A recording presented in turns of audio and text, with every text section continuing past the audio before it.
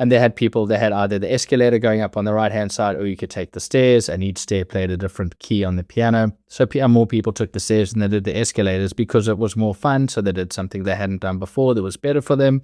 So it all wrapped up beautifully. It was such a fun campaign. And again, didn't have to cost a lot of money. You know, they didn't do many of those piano stairs. And it's that old thing, or the new thing that we try and do now is experienced by few, seen by many. So you see it all the time. You know, you do one small little activation that really doesn't have to cost a lot of money, but you film it beautifully, you put a good track to it, you make sure it gets shared correctly, and all of a sudden you've got a hit.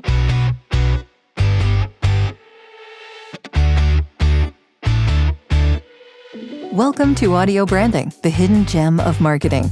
Sound plays a more important role in human behavior and our decision-making than you may realize. In this podcast, I'll help you understand the art and science of sound so you can better influence others in business and your life. I'm your host, Jodi Krangle. Let's delve a little deeper.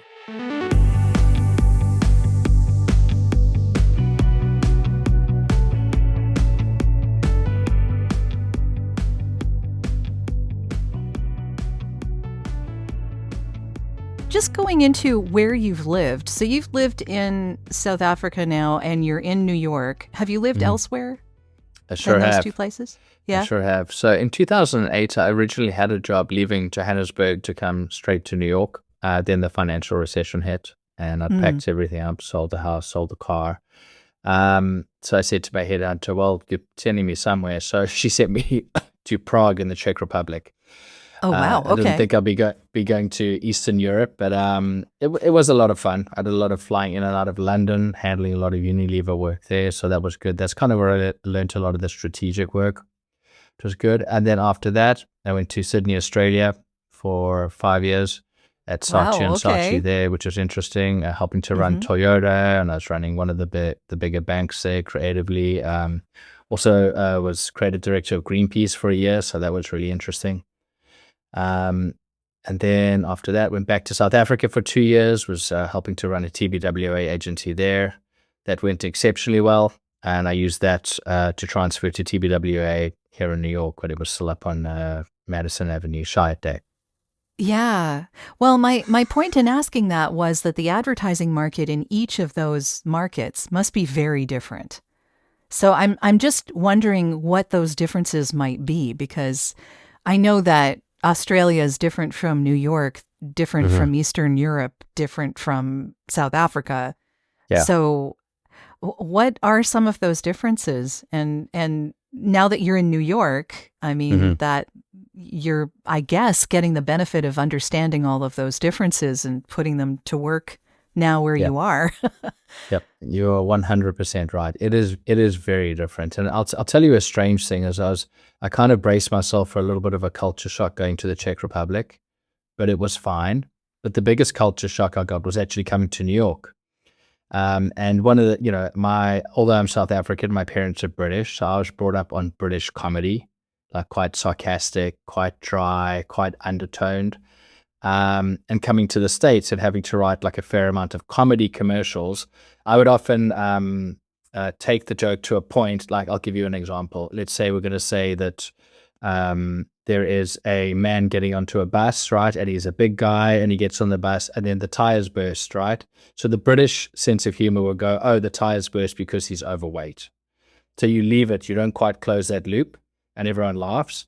But here in the States, you need to close that loop. You say he got onto the bus, the tires burst because he's so fat. And then you get to the punchline of whatever your commercial is, right? So I've had to learn how to close that loop a little further. You see it in stand-up comedy too. Like not too many of the sort of European stand-up comics will raise their voice at the end of a joke. But then you get to the States, you look at a Kevin Hart, he shouts the punchline. He'll go, oh my God, you won't believe it. And then that's the cue to the audience to laugh. They're like, oh, the joke is done. There's the piece. But I find in the European stuff, it kind of leaves it a little more open-ended. So in terms of writing campaigns, I've had to learn to land it just a little harder here to make sure that it's landed. I think also part of that is that the market here is way bigger. I think it's about 5 or 6 times bigger than South Africa. It is huge.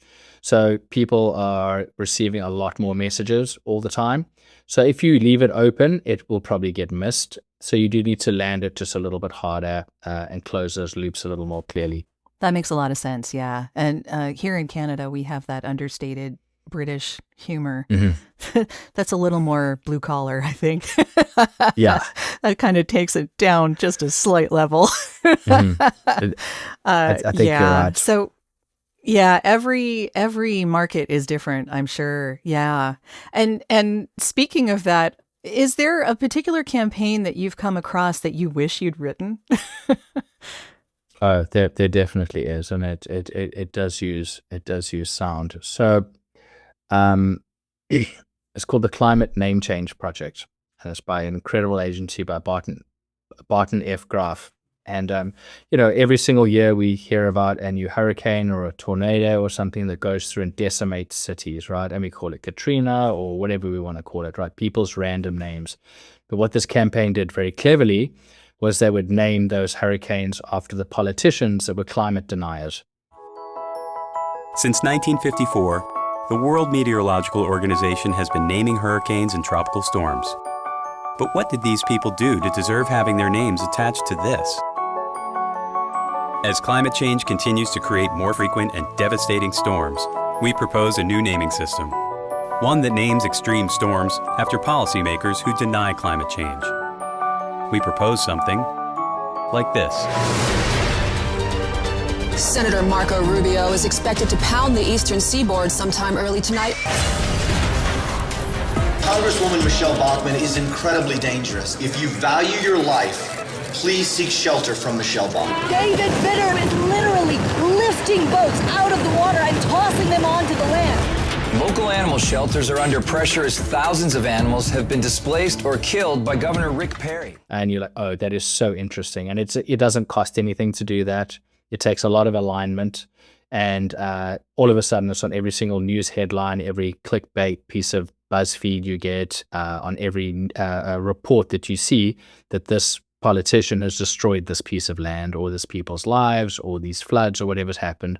And I thought that was just such a clever way by using the name or the sound that we might refer to someone to make them feel like they have to take responsibility for their decisions. And I thought that was so simple and really so powerful. Yeah, that is a really interesting campaign. And how long ago was that? Or was that recent? That was 2014. Okay. So a little while ago. Yeah. Probably a lot more names on that list now. It might be time to bring it back.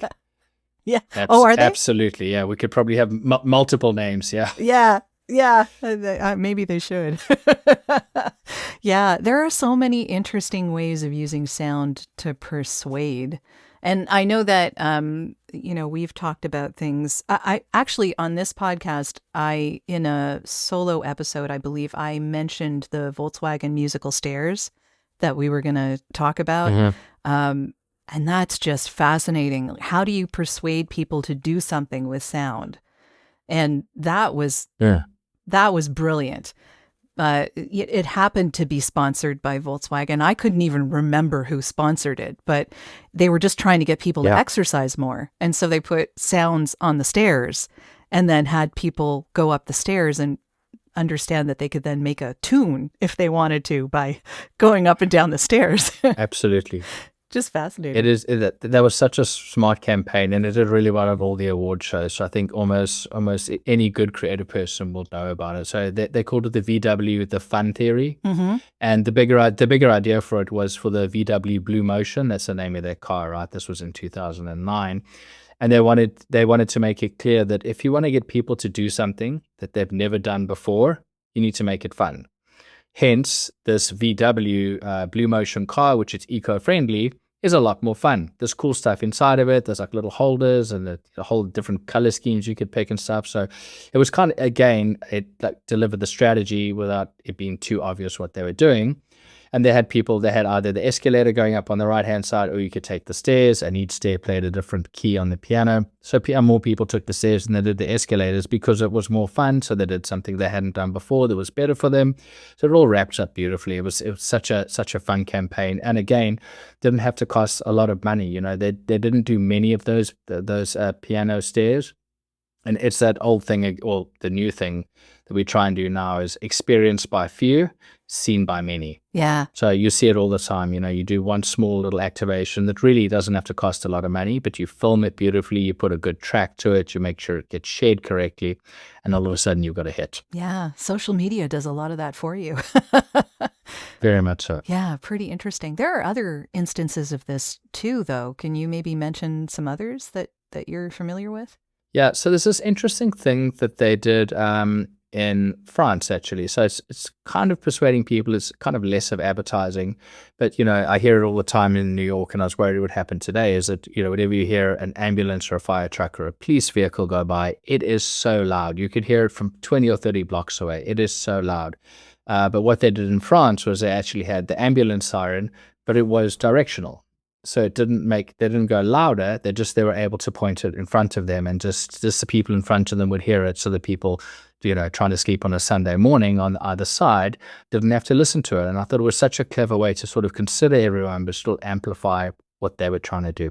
Yeah, very interesting. Yeah. And Denmark's Road, again, and I had heard of this before you mentioned it to me, that it will play a sound on when you drive over it if you're at the speed limit. 100%, yeah. They called it the asphaltophone. And if you went exactly the speed limit, the sound that it made, the rhythm, the song that it made was really pleasing. But if you went too fast, it became annoying. And, we've all had kids in the car before.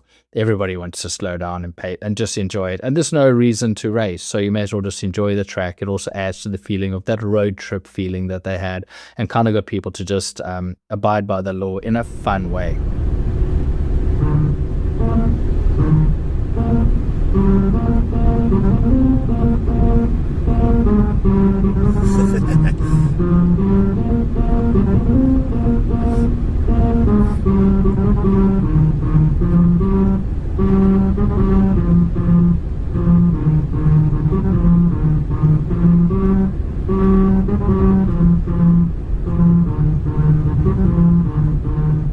Yeah, it's interesting because all of these are to persuade people to do things that they may not otherwise do, right?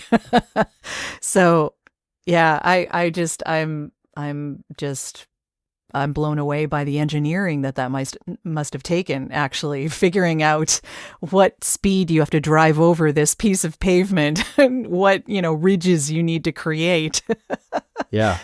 Absolutely. And I almost wonder if they did too much of a campaign around it. Usually we'll do something cool like that, and then you have to spend a lot of money telling people how it works, what to do.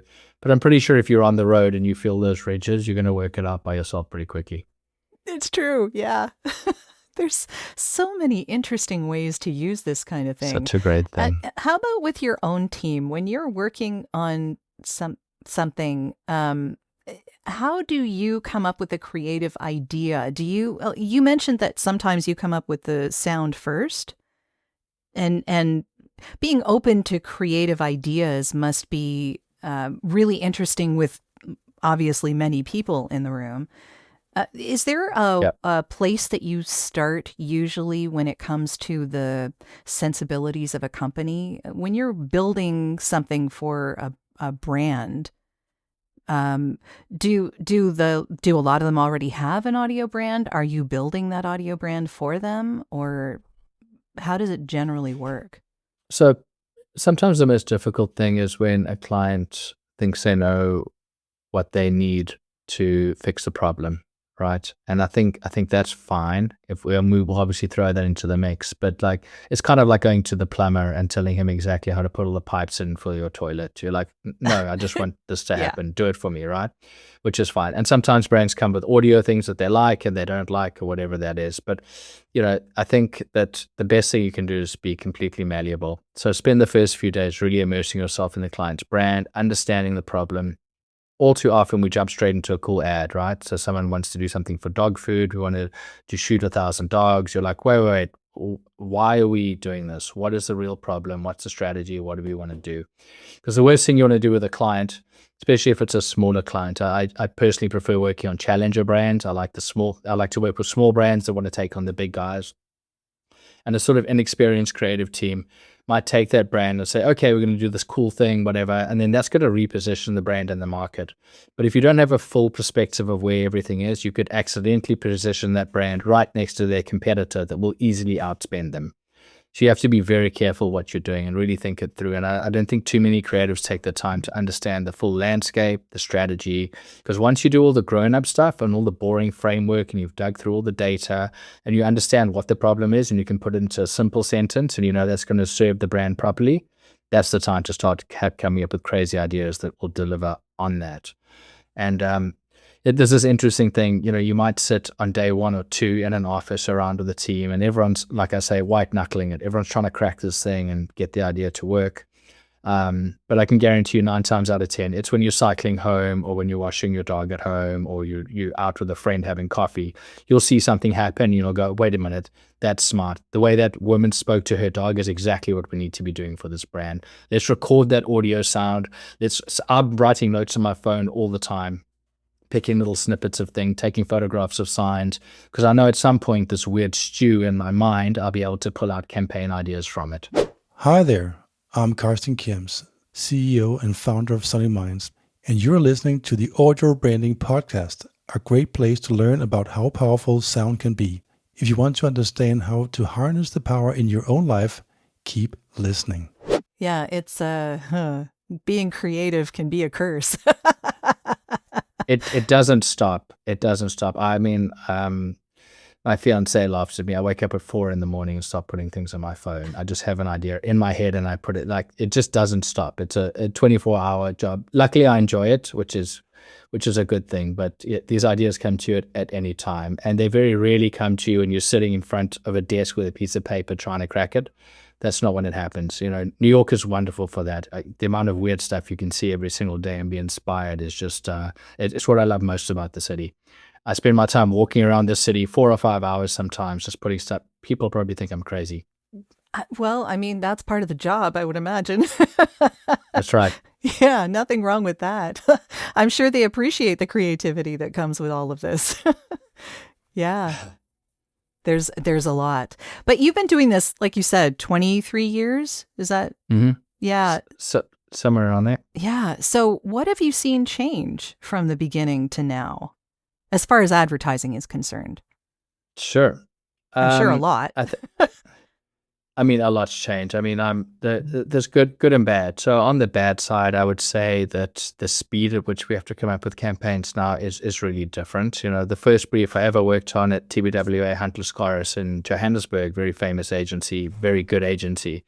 I had 6 weeks to come up with one print ad for a BMW for the 3 Series coming out.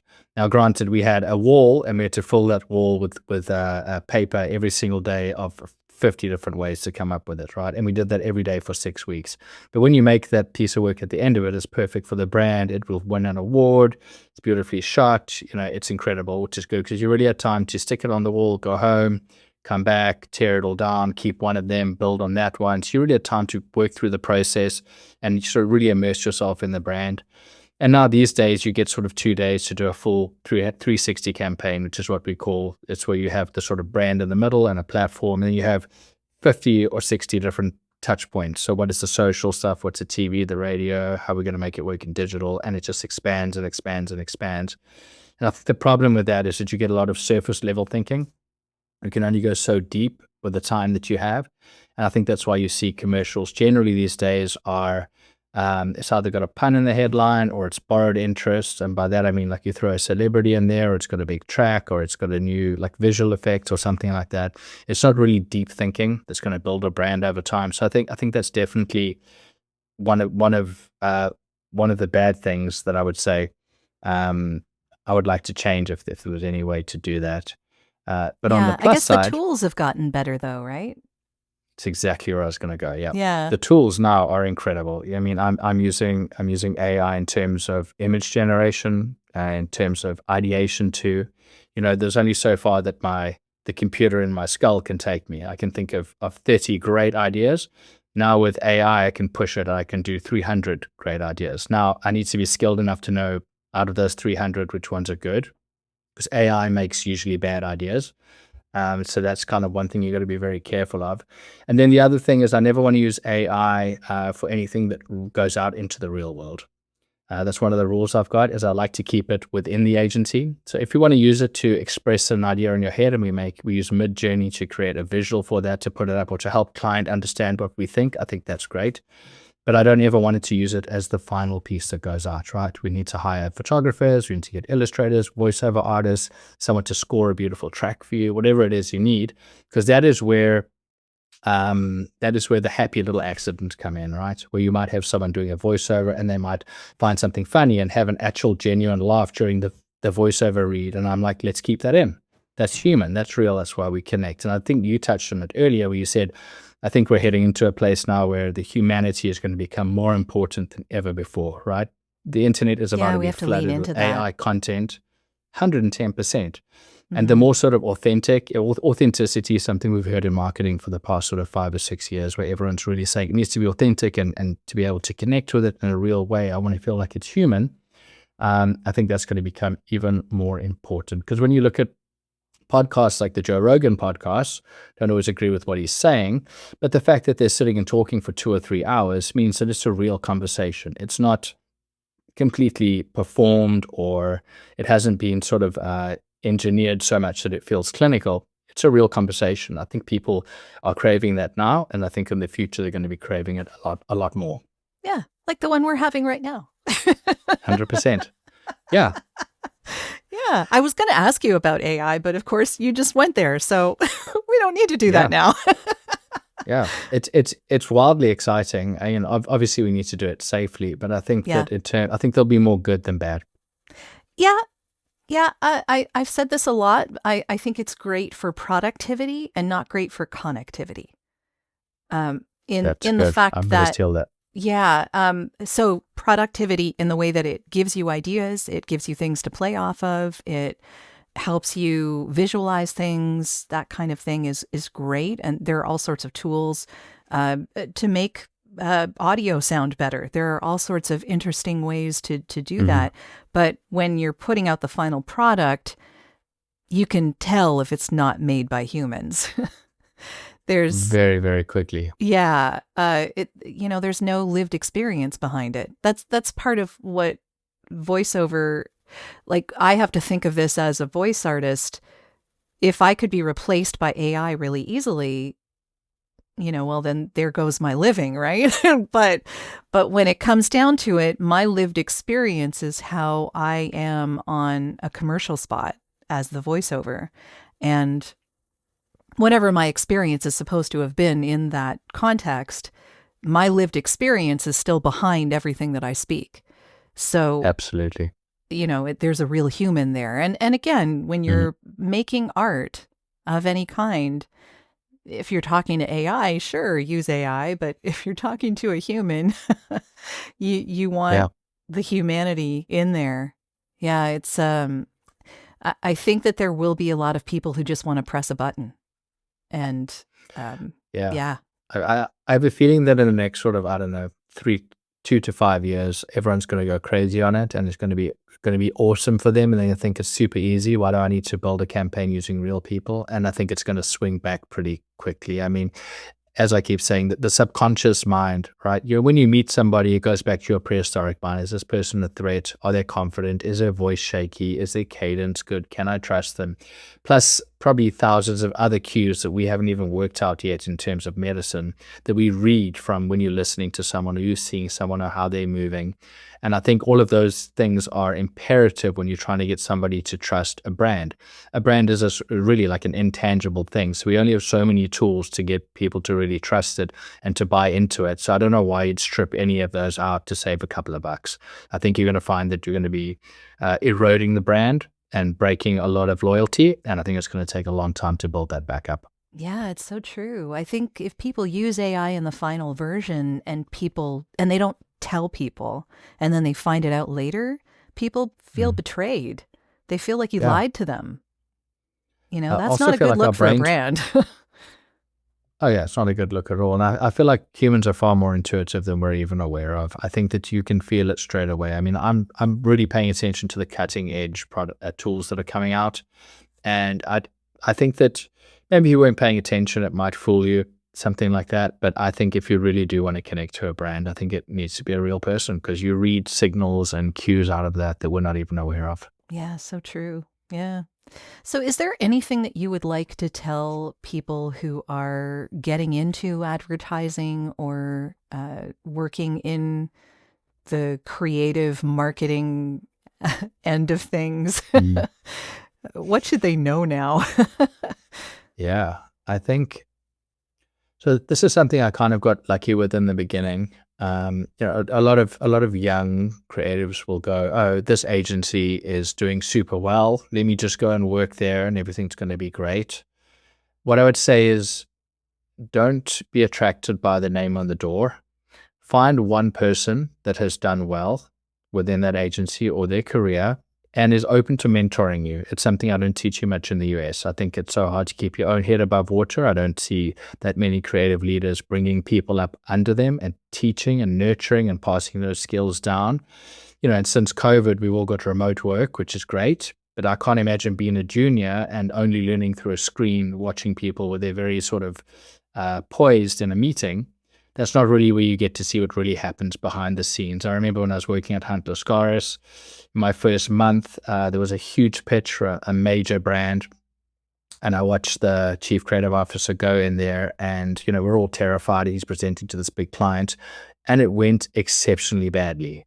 It went really bad. They had absolutely missed the mark. And I remember sitting in that boardroom going, we're probably going to sell the building. Everyone's probably going to get executed outside. Like, there's no way anyone's going to survive this. This is terrible. And as we walked out, he literally said, like, that's okay, we'll get the next one, and patted me on the back. I was like, but so no one dies? This is fine? He goes, yeah, it's part of the business. No one dies. Sometimes I we love get it that. right, sometimes we do, yeah. And it really gave me the freedom, because I was white knuckling it. I was going, everything needs to be perfect and right. He's like, it's fine. People change their minds. This is a subjective thing we do. Sometimes you don't always get it right. And it gave me the confidence to make mistakes and move forward. And I wouldn't have had that had I just picked the name on the agency door, right? I found a person, his name's Damon Stapleton. He's one of the best creatives in the world. He's in New Zealand now. And he just made me feel comfortable enough to go, hey, none of this is super serious. Like, if you relax a little bit, and you can have a little bit more fun with it. Like, of course, yes, it's serious and there's a lot of business and we need to get it right, but don't think about it that way. Just have the confidence to go in there and play a little bit and feel good. But that wouldn't have happened had I not found the right person to bring me under their wing and teach me all the right things and tell me what to worry about and what not to worry about. Yeah, so true. And as you say, no one dies. No one dies. We're literally, we're not solving cancer in babies here. We make visual riddles for a living. We throw puns around in radio ads. It's fine. You can have fun with it. And I think a lot of the fun has been taken out of it because there's so much pressure, especially in the advertising market. A lot of the holding companies are shrinking rapidly. Clients' budgets are shrinking, so there's a lot of pressure on everything. And they have to do so much more with that budget too. Like, so many more videos and such made for social media and all sorts of different markets that need to be taken care of. Like, it's, I understand the 6 weeks for the big wall of photos was fantastic when there was just television, radio, and print magazines. That was it, yeah. Yeah, there's a lot more going on now. Those days are gone. Yes, that's for sure. Yes, they are. Well, speaking of those days, what are you working on now that you could talk about? Sure. So the latest client we've got at Inkfish, it's called Prometheus.ai, and it's really interesting. So I'm sure you've been on a website before where you have an annoying little chatbot in the corner, and whatever you ask it a question, it can't really help you, and it's super friendly and helpful, and it's kind of useless. So what Prometheus does is they take the power of large language models, all the understanding of AI, and it becomes a sort of a digital human is what we're calling it, or a digital persona on the website. But how it's different is it obviously understands everything of the brand and all the products. But what this one does, it brings in a third dimension. It helps you understand yourself a little bit more as a consumer. So it's got emotional intelligence built into it. So if you're going to buy a pair of sneakers, it might not just say, hey, what color do you want? It'll say, hey, is this for running Or is there something bigger you want to do? Or you're trying to look good in this place or that place? So it asks you a few questions first to help you understand why you're making this purchase. And the closest we've got to sort of explaining it, we're still in the process, is imagine if you go to Nike and you have a salesman and he tries to sell you the most expensive sneaker and you feel like maybe it's not what you need, but you buy it anyway and you leave with that certain feeling. Now imagine if you go to Nike with Prometheus.ai, but your uncle works there and he goes, hey, I know you think you want these most expensive ones, but I know you're thinking about running. You're probably not going to go running. Let me give you these cheaper ones till you get into it. We've got 3 colors. Here's a coupon. Come back to us next week. I'll see if there's another size for you. So it's kind of that feeling more. It's just, it takes the power from the brand a little bit and helps put it back onto the consumer. So the consumer can feel like, oh, I'm being understood, I'm being seen, I'm making the right decisions for me. I'm still buying something, but I don't feel like I'm being gouged or tricked into anything. So that's kind of what we're doing. And the audio part of that is really important. We're trying not to have it where you type it all. It'll be a voice that talks to you and you're able to pick from a few different voices. Really and interesting. Each brand will Okay. have a different persona. Each brand will have a different look. So the digital human that is on a banking site would look different to one that is on Nike or on like a different like car brand or whatever it is, and would be right for that brand. But it's not meant to be a like a business card for the brand. It's meant to be whatever is going to be emotionally intelligent enough for the consumer to feel connected to. And then that's how you truly build loyalty, right? We've seen it before with banks. How many times you walk past a big billboard for a bank, it says, we're the bank you can trust. And we kind of know that's not true. And now that you've said that, I definitely don't trust you. And trust is built over time, right? Over many different interactions. So if you go to the website and every single time the brand is putting my needs first and not their needs first, then all of a sudden after 10 interactions, I'm like, okay, in the back of my head, I do trust you. You've built a relationship with me. And now I have that true trust feeling, which is something that marketing really, really can do, is get a human to trust a brand. So this is that link that is I think is going to be very important going forward. That sounds fascinating. Yeah, I'm looking forward to hearing more about that. And how can people get in touch with you if they like to do that, if they want to work with you? Yeah, drop me an email, Darren@inkfishnyc.com. So DARREN @inkfishnyc.com. And that's the URL of your website too, right? Inkfish. That's right. nyc.com. Yeah. That's the one. Okay, wonderful. Well, thank you so much, Darren. This has been really educational and fun. I appreciate you being here and what you're doing for your clients. I'm sure they're very happy with your work because it sounds like you're enormously creative and having a good time with it, which is really a good point too. I feel so grateful to have a career where I can, put my weird brain to work and help other people build value for their businesses. That's great. Well, thanks so much. Well, that's the end of this episode. Thanks for listening. And if you like what you heard, why not tell a friend about this podcast? It's available in all the usual locations. Until next time.